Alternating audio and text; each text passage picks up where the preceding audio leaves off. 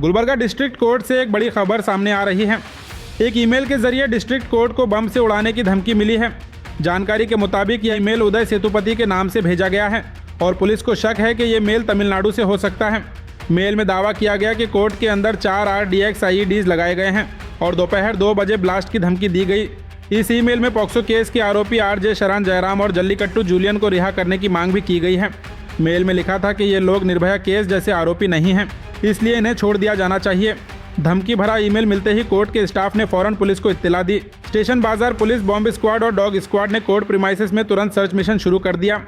फिलहाल पूरे इलाके की सिक्योरिटी सख्त कर दी गई है और पुलिस हर एंगल से इस मामले की तहकीकात कर रही है। आखिर ये बम थ्रेट सिर्फ अफवाह है या किसी बड़ी साजिश का हिस्सा?